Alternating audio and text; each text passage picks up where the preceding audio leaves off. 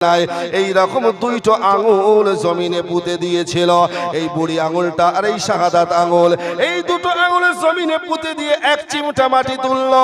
এই মাটিটা নিয়ে আমার আল্লাহর কাছে হাজিরা দিয়ে বলে, আল্লাহ তোমার হুকুমের গোলাম আজরাইল আমি করেছি গো আল্লাহ, এই নিয়ে নাও জমিনের থেকে মাটি। কেতাবে এসেছে আজরাইল মালাকুল মউত ওই দুই হাত আঙুলের দুই চিমটায় মাটিটা এনে আল্লাহর কাছে দিয়েছিল। ওই মাটির ওজন ছিল কেতাব অনুযায়ী ৪৫ মণ। একটু প্রাণ ভরে বলুন না সুবহানাল্লাহ। কত মণ বাবা? ৪৫ মণ। কত চাকা লড়ি লাগবে? ৬ চাকা না, একটা ট্র্যাক্টরে চলে যাবে। ৪টে আঙুলের ব্যবধানে নয়, ৫টা আঙুলের ব্যবধানে নয়, দুইটো আঙুল। ওরে যুবক ভাইরে, মৃত্যুর কথাটা একটাবার স্মরণ করুন। ডিউটি পেয়ে গেল ওই মালাকুল মউত আজরাইল। বড় ভয় লাগে, কখন না জানি আমার বাড়িতে আসে, কখন না জানি আমার সামনে দাঁড়িয়ে যায়। এই দেহ থেকে প্রাণ পাখিটা নিয়ে আল্লাহর কাছে পৌঁছিয়া দেয়। যদি মরণের ভয় করো রে যুবক, আজরাইলের ওই পাঞ্জাখানা দিয়ে আমার তোমার জান কবজ করবে। যে আজরাইলের দুই আঙুলের এই মাটি যদি ৪৫ মণ হয়, তাহলে বোঝার তো দরকার আছে ওই আজরাইল তোমার আমার জান কবজ করবে, কতটা না জানি কষ্ট হইবে রে। মৃত্যুর কথাটা স্মরণ করো। নবিয়ানা মজলিসে ওযু বানাইয়া এখানে এসে বসো, যত সময় বসবো নিঃসন্দেহে আমার আল্লাহর কাছে তো এটাই বড় পছন্দ। ওরে যুবক, রাস্তায় না ঘুরে এই জায়গায় এসে বসো। আমরা কিছু জানি, আমরা কিছু শিখি, যার কারণে কমিটি বা গ্রামের মানুষ যে ব্যবস্থাপনা করেছে। বাপজান, আমার ওই ৪০ মণ মাটিটাকে আমার আল্লাহ কর্তন বানানো ফেরেশতা দিয়ে কাদা বানাইলো। কাদা বানানোর পরে আমার আল্লাহ ফেরেশতাদের হুকুম করে, ইনসান বানাইবো ফেরেশতা, ওই কাদা দিয়ে তোমরা মানুষ বানাও, ইনসান বানাও। আল্লাহর হুকুমে ফেরেশতারা মানুষ বানাতে শুরু করলো। ওই মানুষটার কেউ নয়, পৃথিবীর প্রথম মানব হযরতে আদম আলাইহিস সালাম। ও বাপজান, আমার কাজ করতে করতে আমার আল্লাহ এক পর্যায়ে বলে, ফেরেশতারা কাজ করে রুখে দাও, রুখে দাও। ফেরেশতারা বলে, আল্লাহ আমাদের ডিউটি কি শেষ? আমার আল্লাহ বলে, তোমাদের ডিউটি শেষ। ফেরেশতা বলে, আল্লাহ মানুষ কি তৈরি হয়ে গেছে? কেননা ফেরেশতারা যে বানিয়েছিল কাদা দিয়ে মানুষ, ওর কোনো মাথা ছিল না, গলা থেকে পা অবধি ছিল। ফেরেশতারা বলে, আল্লাহ ইনসান দেখতে কি এই রকম? আমার আল্লাহ বলে, না, তোমরা তো পা থেকে গলা অবধি বানাইলা, আর আমি আল্লাহ বাকি কাজটা করব, তোমাদের কোনো দরকার নয়। বাপজান, আমার যুবকেরা শোনো, আমার আল্লাহ এবার নিজেও কুদরতে নিজের এই হাত দিয়ে আমার আল্লাহ ইনসান মানুষের এই মাথাখানা নিজেই বানিয়েছিলেন।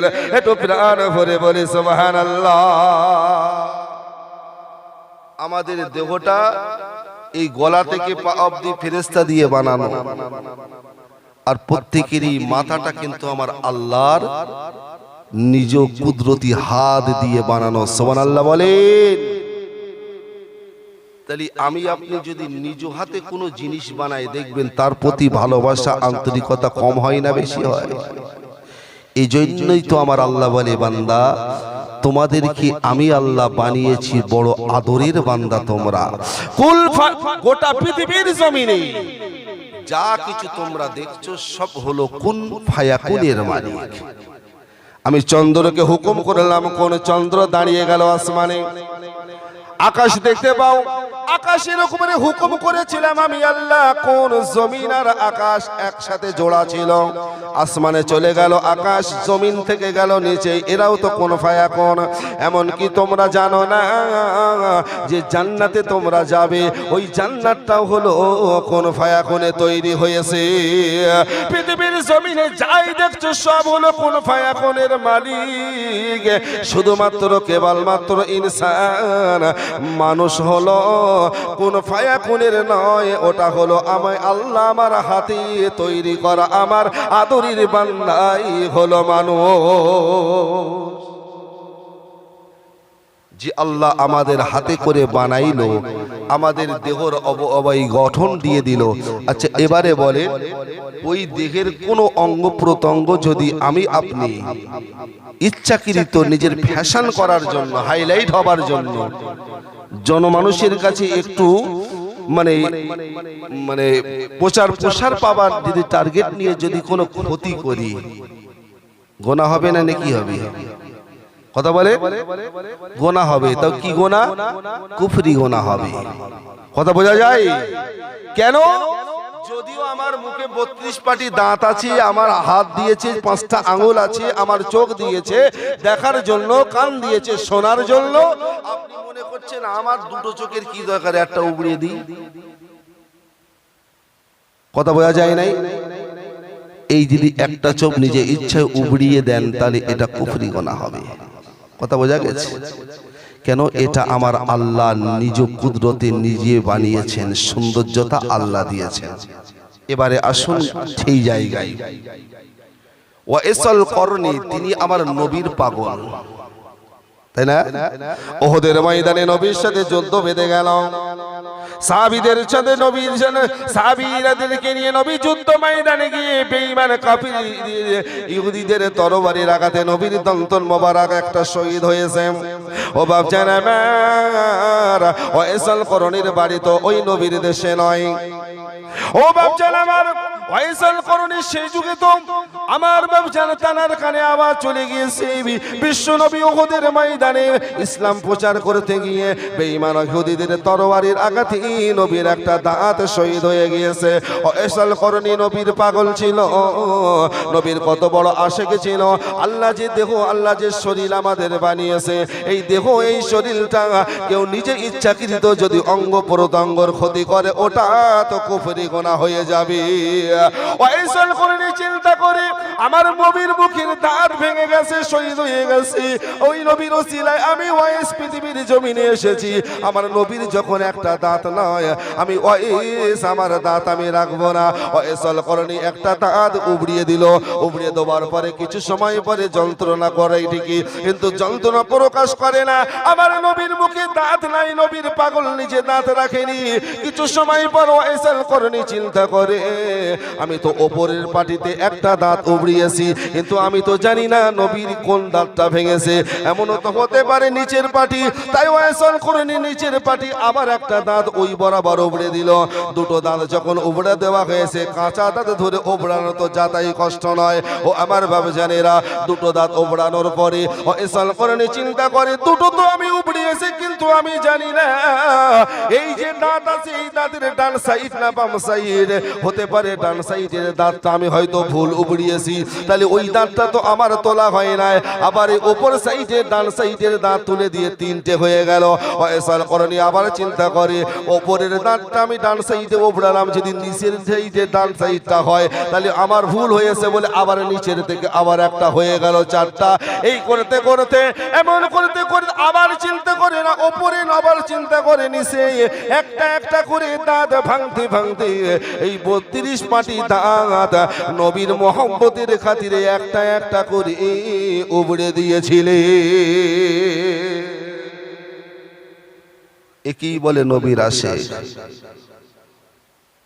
যিনি বলছেন নবীর মোহাব্বতের দলিল দাও, তাহলে এই দলিলটা আমার এনে দাও, কিতাবের কোন জায়গায় আছে?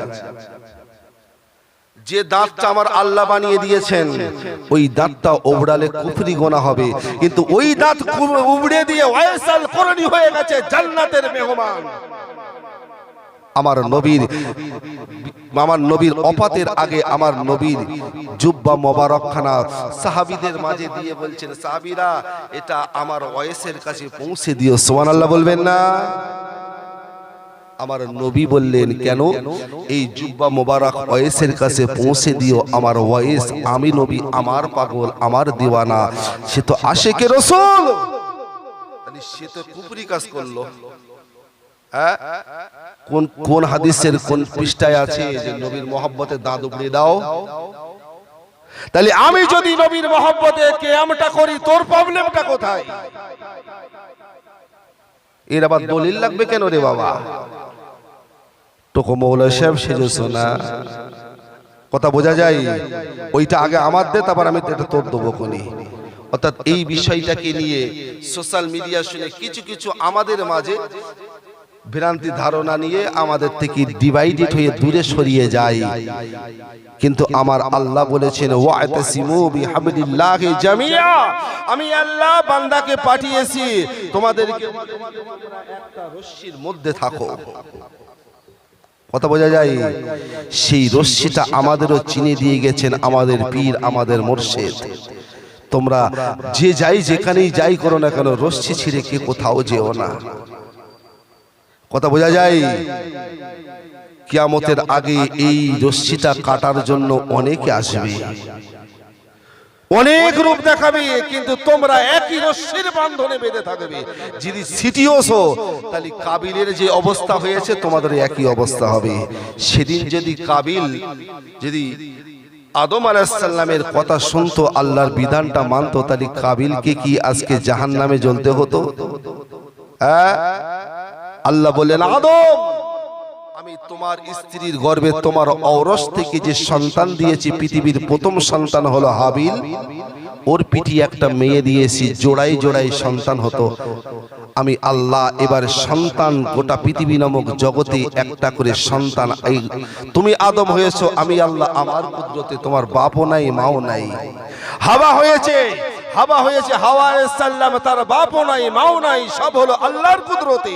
কিন্তু এবার সন্তান হবে আমি আল্লাহ মায়ের রেহেমের ভেতরে দিয়ে, বলুন সুবহানাল্লাহ, পুরুষের মাধ্যমে। কিন্তু সেটা করতে গেলে বিবাহের একটা বন্ধন আমি আল্লাহ এই সিস্টেমটা চালু করলাম। আদম, এটা তোমার সন্তান দিয়েই দুনিয়ার প্রথম বিবাহ সূচনা শুরু হয়ে গেল। প্রথম বিবাহটা কিন্তু দুনিয়ায় হয়নি, প্রথম বিয়েটা কোথায় হয়েছিল? কথা বলেন, কথা বলেন।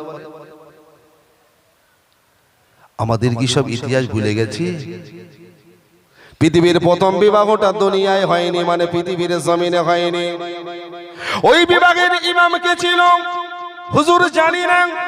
আমার বিভাগের ইমাম ছিল মসজিদের ইমাম সাহেব মাওলানা অমুক, এটা জানি। বাপের বিবাহ কে পড়িয়েছিল সেটাও খবর রাখে। দাদার বিয়েটা মোটামুটি স্মরণ আছে। কিন্তু হুজুর গো, এই বিবাহ ওটা সর্বপ্রথম যিনি পড়িয়েছিল পৃথিবীর কে, কেননা পৃথিবীর প্রথম মানুষ হলো আদম আলাইহিস সালাম, আর একজন মানুষ হলেন আম্মা জান হাওয়া আলাইহিস সালাম। এই তো দুজনা মানুষ, কিন্তু এনাদের বিয়ে কি এনারা নিজেরা করেছিলেন? না না, এই বিভাগের ইমাম ছিলেন, এই বিভাগে পড়িয়েছিলেন।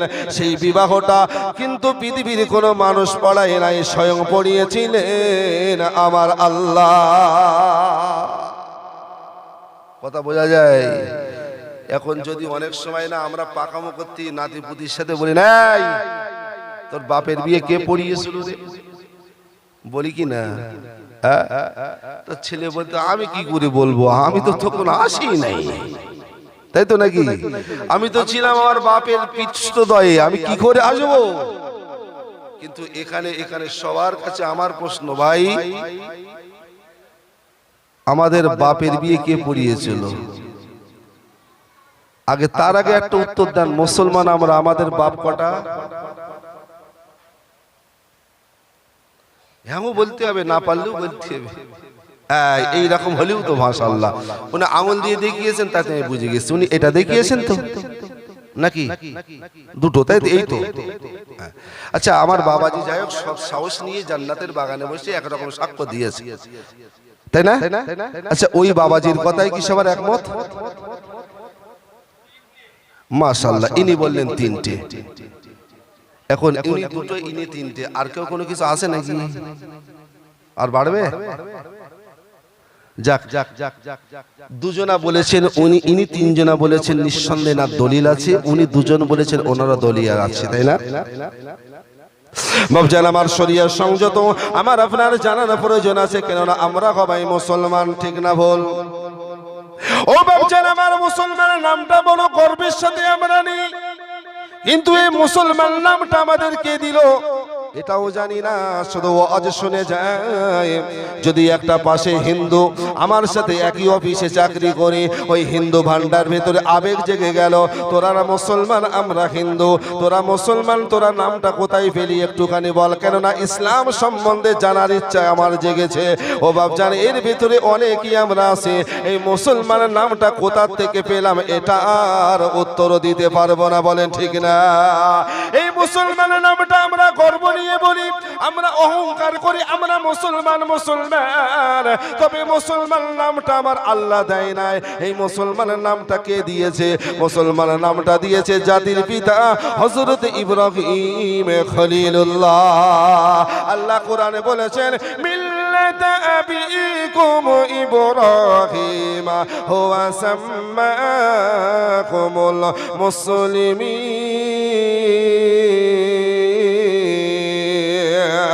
আমি আল্লাহ ইব্রাহিম খলিলুল্লাহকে তোমাদের মাঝে পাঠিয়েছি, তবে ইব্রাহিম হলো আমি আল্লাহ আমার নবী, আর তোমাদের সাথে সম্পর্ক আমি আল্লাহ জুড়ে দিলাম যে আমার নবী হলেও ও বান্দা তোমাদের কিন্তু নবী, কিন্তু নবী হবার পরেও তোমাদের সাথে আরো একটা ঘনিষ্ঠ সম্পর্ক আছে, তোমরা হয়তো জানো না। ইব্রাহিম আমার নবীকে তোমাদের জন্য আমি আল্লাহ পিতা করে বাপ করে আমি আল্লাহ বাজেট করে দিলাম।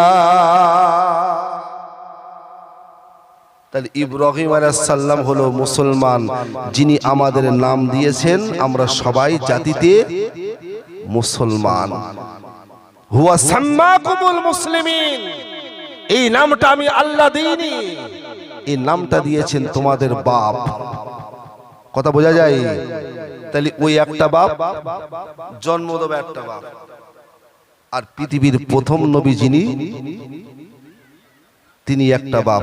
তাহলে বাপ মূলত কটা হলো? একটা হলো আদি পিতা আদম আলাইহিস সালাম, একটা হলো জাতির পিতা ইব্রাহিম আলাইহিস সালাম, আর একটা হলো যিনি আমাকে তোমাকে জন্ম দিয়েছেন জন্মদাতা পিতা আব্দুল মাজিদ। কথা বোঝা যায়? ও বাপ জান আমার, এই বাপের বিয়েটা কে পড়িয়েছিল? হযরতে আদম আলাইহিস সালাম। শুধু জুলফিকারের বাপ নাই, আমাদের সবারই বাপ। তাই তো আমি প্রশ্ন করলাম, তোমাদের বাপের গিয়ে বিয়ে পড়িয়েছিল?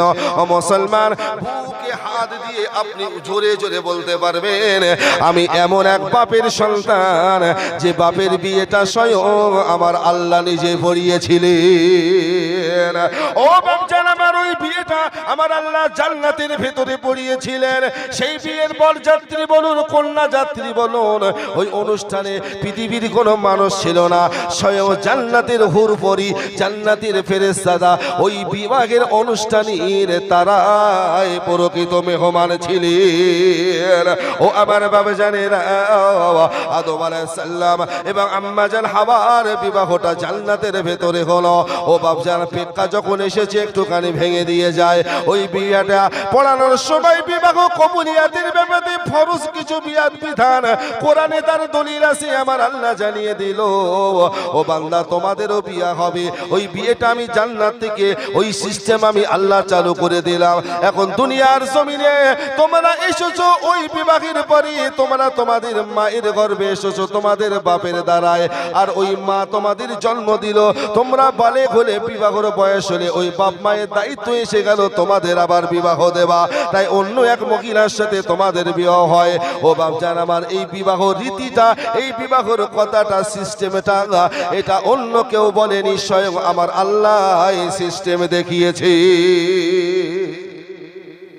যে সিস্টেমটা আমার আল্লাহ দেখায়, যেটা হুকুম আমার আল্লাহর হয়, ওটাকে তো ইবাদত বলতে হয়। কথা বোঝা যায়? আল্লাহর হুকুম মানে ইবাদত। নামাজ কার হুকুম? কথা বলেন। আল্লাহর হুকুম।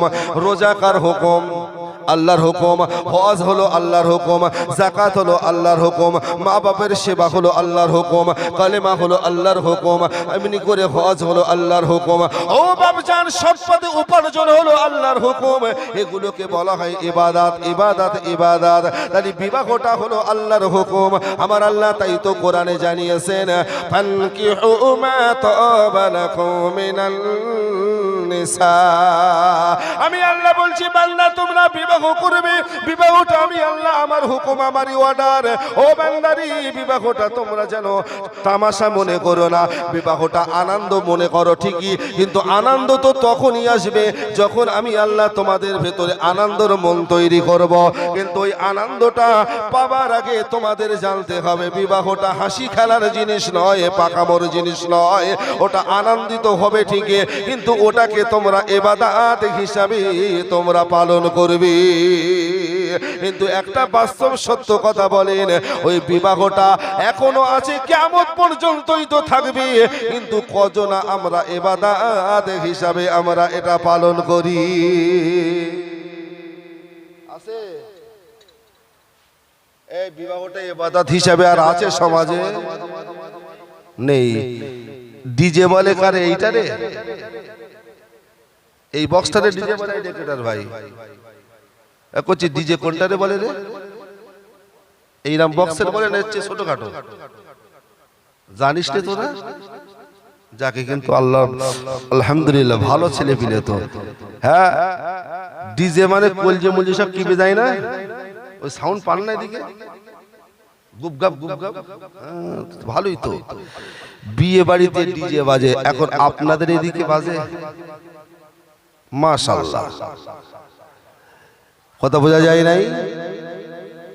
বিয়ে বাড়িতে নাচ নর্তকী এটা কিন্তু আনন্দ খুশি, এটা শরিয়াতে কোরআনের বিধানে আছে, আনন্দ জায়েজ।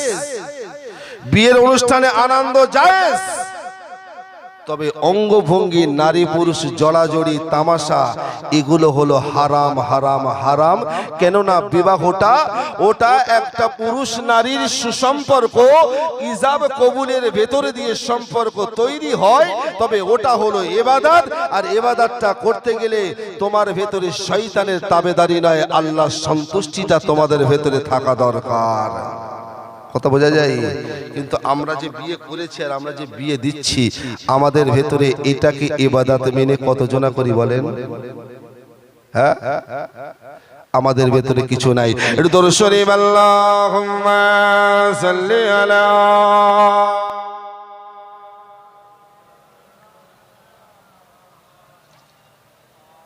এটা নুন পানি, একটু সাদা পানি আন।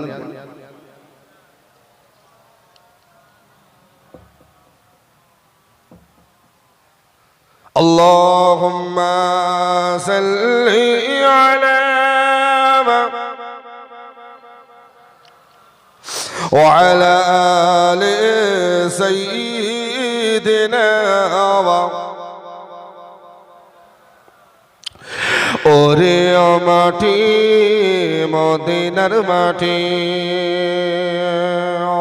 ওরে ভূমি মদিনার ভূমি, দুই দিকে দুই সাথী হায়, মাঝখানে আমার নবী জিন্দা শোয়ে রায়, বিচখানে আমার নবী জিন্দা শোয়ে রায়। আল্লাহুম্মা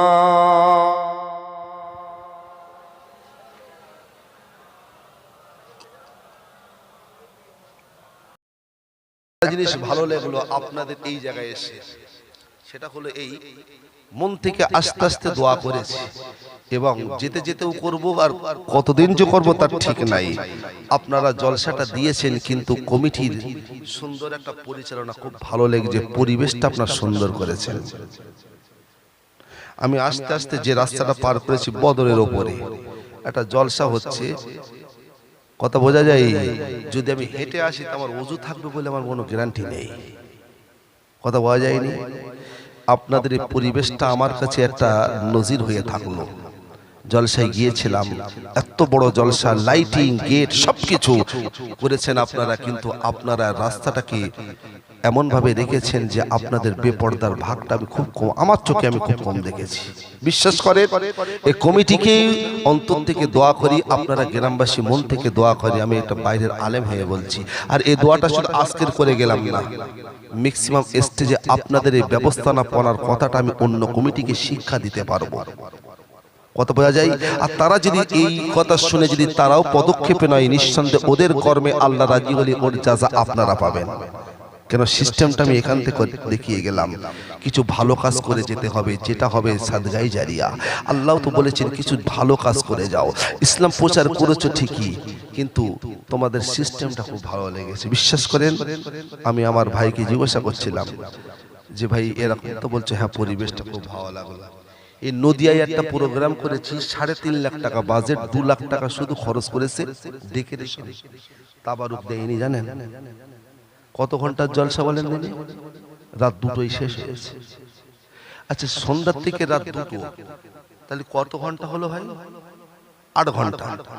8 ঘন্টার মধ্যে 2 লাখ টাকা বেরিয়ে গেল। আর এই মুসলমান আমরা সেই টাকাটা খরচ করছি, অথচ তাবারুক যেটাও দেয়। কত বোঝা যায়? এটা নয়। যদু বা জান্নাতের বাগান বেনেছেন, তবে রাস্তাটা এত ভালো লেগেছে, আমি এখনো এই রাস্তাটা ঘুরলাম এখান থেকে ওখান থেকে, তবে আমি এখনো বেপর্দা মহিলা দেখিনি। যেটা আমার এই 17 বছরের লাইফের জলসায় বলছি, আমি জলসায় যেখানে যাই আমি দেখেছি। তবে আপনাদের মায়েদেরকে সম্মান করি আর তাদের চলাফেরাটাকেও সম্মান করে গেলাম। অন্তর থেকে দোয়া করি আপনাদের জন্য, আল্লাহ যেন এই গ্রাম নামক এই ছোট্ট গ্রামটাকে উপরে আল্লাহ রহমত বর্ষণ করে। সবাই বলে আমিন। সকল রকমের গজব বালা মুসিবত থেকে আল্লাহ যেন আমাদের কর্মের কারণে যদি ভুলবশত করেও ফেলি, আল্লাহ যেন ওই গজব থেকে আমাদের হেফাজত করে। সবাই বলি আমিন। ও বাপজান আমার, তাই তো বলছিলাম সব মেয়েরা ভিড় ধরে গেছে না। আজকে কি হবে? আজকে একটা মহিলা 4টে ছেলের সাথে বিয়ে করলে কি হবে, এটার উত্তর হুজুর দেবে। শ্রোতা তো একটু বেশি হবে, তাই না? তবে পুরুষের চেয়ে মহিলাটা বেশি হয়েছে। ও বাপজান আমার, হুজুর আমার বাড়িতে গেল, কিন্তু মনের ভেতরে একটা দুশ্চিন্তা, কেন তিনি জগতের ইমাম হলেও কি হবে? কেন ওরা বলেছে কোরআন মানবো না, ওরা বলেছে হাদিস মানবো না, ওরা বলেছে শরিয়াতের বিধান মানবো না। বাস্তব দিয়ে বুঝিয়ে দিতে হবে, একটা মেয়ে যদি 4টে পুরুষের সাথে বিয়ে করে সমস্যাটা কি হবে? কিন্তু বাপজান আমার, একটা পুরুষে কি অধিক 4টে বিয়ে করলে ক্ষতি নাই, একটা মেয়ে করলে ক্ষতি কোথায়? ও আমার বাপজানেরা, সন্ধ্যা হয়ে গেছে, রাত নেমে গেছে। ইমামে আজম হুজুর আমার চিন্তার মধ্যে পড়ে আছেন। রাতের বেলায় খানা খেতে খেতে এমন তো সময়তে 6 থেকে 8 বছরের মেয়ে হানুফা নামক মেয়েটা গুটি গুটি পায়ে আব্বুর ঘরের ভেতরে এসেছে। হুজুরকে দেখে বলে, আব্বু গো, তোমার চেহারায় সব সময় হাস্যোজ্জ্বল চেহারা, আমি তোমার কলিজার টুকরি দেখতে পাই। ও আব্বু আজকে যেন কেমন এক চিন্তার ভেতরে আছেন। আব্বু কি চিন্তা করেন, কি চিন্তা করেন? নোমান মির সাবেদ ইমাম আজম হুজুর আমার হানুফা নামক মেয়েটাকে বুকে টেনে নিয়ে বলে, মা গো, ও আমার কলিজার টুকরি মারে, আমি তোমাকে বুকে টেনেছি মা, তোমার কোনো চিন্তা নাই, তোমার আব্বুর কোনো টেনশন নয়। বলে, আব্বু তাহলে তোমার মনে হাসি নাই কেন, খুশি নাই কেন? ও আব্বু তোমার কি হয়েছে বলো? ও আমার বাপ জানেরা শুনে রেখে দাও, মেয়ের বাপ যারা হয়েছ শুধু একটা কথা স্বীকার করো, তুমি বাপ ছাড়া রাস্তা রোডে তুমি কষ্ট পাও, বিপদ হোক, অ্যাক্সিডেন্ট হোক, এ যুগে এসে বউরা স্বামীর মুখ দেখে বোঝে না, কিন্তু মেয়েটা থাকলে এক চান্সে ধরে ফেলে দেয়। আমার বাপ মনে কোনো টেনশন আছে, যারা তাদের মেয়েকে বড্ড ভালোবাসেন, দেখবেন ওই মেয়েটাকে কোলে টেনে নিয়ে একটাবার বুকে জড়িয়ে নিও, অন্তর থেকে কান্না বেরিয়ে আসবে। কেননা ওই মেয়ের ভেতরে দিয়ে তো আল্লাহর রহমত বাপের কলিজার ভেতরে আমার আল্লাহ দিয়ে দেয়। কোনদিন কি পরব করেছো? হ্যাঁ, আমি গুনাহগার করেছি, বিশ্বাস করেন আমি করেছি। আমার জলসার বয়স যত বছর, আমার মেয়ের বয়স তত বছর। আমি জুলফিকার, আমাকে কেউ চিনত না, কেননা আমার রসুল জানিয়েছেন মেয়ের বাপ হওয়াটা হলো সৌভাগ্যের ব্যাপার, সৌভাগ্যের ব্যাপার। তোমরা যারা মেয়ের বাপ হয়েছো, আল্লাহর শুকরিয়া ঘন ঘন করো। কেন? প্রথম নম্বর রসুলের হাদিস হলো এটাই, তোমার বিবাহিত জীবনে তোমার স্ত্রীর গর্ভে যদি আল্লাহর দয়া হয়, আর তোমার বিবির যদি মেয়ের মা হয়, আর তুমি যদি তোমার বিবির গর্ভে থেকে তোমার একটা মেয়ে সন্তান, সেটা যদি আল্লাহ দেয়, জেনে রেখে দেবে তোমাকে বাবাকে আল্লাহ 100 থেকে 100% ভালোবাসে। আর ওই ভালোবাসার নমুনা হলো তোমার স্ত্রীর গর্ভে থেকে প্রথম সন্তান মেয়ে হবা, আর ওটা হওয়ার বদৌলতে আমি রাসূল বলছি ওই মেয়ের বাপের রহমতের ইনকামের দরজা আল্লাহ একটা খুলে দেবেন। বলুন সুবহানাল্লাহ, সুবহানাল্লাহ। তবে তখনই দেবেন যদি বাপের মনে খুশি থাকে। কথা বলা যায় না। আর যদি মুখ ছাড়া একটু বিষ কয়, যদি প্রথম হয় ছেলের বাপ, তা না হয় মেয়ের বাপ। কথা বলা যায় না। তোমার জীবনে আল্লাহ রহমত তুলে নেবে। তুমি যদি রহমতের দরজা দেখতে চাও দুনিয়ায়, বাড়িতে মেয়ে থাকে তা তার মুখের দিকে তাকিও। আচ্ছা সত্যি করে বলেন, বাপের কষ্ট বোঝে কেটা বেশি? কথা বলে মেয়ে বোঝে না? অনেক আছে যারা 3টে 4টে ছেলে, শুধু আফসোস করে হুজুর কেন, আমি তো কল্পনা করতে পারি না মেয়েদেরকে কেন ঘৃণা করেন। এই বুড়ো বুড়ো বয়স্ক বাপ চাচারা যারাই আছেন, নারায়ে তাকবীর আওয়াজ দিয়ে বলো বাবা শোনাচ্ছেন, আল্লাহ কবুল করেন। নারায়ে তাকবীর, নারায়ে তাকবীর। সিলসিলায়ে ফুরফুরা শরীফ, সিলসিলায়ে ফুরফুরা শরীফ, আহলে সুন্নাত ওয়াল জামাত, নারায়ে তাকবীর। আল্লাহ কবুল করুক। সবাই হুজুর এসে গেছেন, আমি আপনাদের কাছ থেকে বিদায় নেব। বিদায় নিয়ে চলে যাব। সকলে দোয়া রাখবেন। আলোচনা রেখেছি, তবে যেভাবে রেখেছিলাম সেই টাইমের মধ্যেই হুজুর এসে গেছেন। তবে শেষ অন্তে আপনাদের কাছে দোয়া চাই, দোয়া রাখবেন আমার জন্য, আমি সকলের জন্য দোয়া রাখবো। যতটুকু আলোচনা রেখেছি, আলোচনার মাধ্যম দিয়ে আল্লাহ যেন প্রত্যেকের হৃদয়টাকে, কল্পটাকে আলোকময় করে দিয়ে আমলে জিন্দেগি গড়ার তৌফিক দান করেন। সকলে বলি আল্লাহুম্মা আমিন। ওয়াখিরি দাওয়ানা আনিল হামদুলিল্লাহি রাব্বিল আলামিন। প্রাণ ভরে মহব্বতের সাথে দরুদ, আল্লাহুম্মা সাল্লি আলা।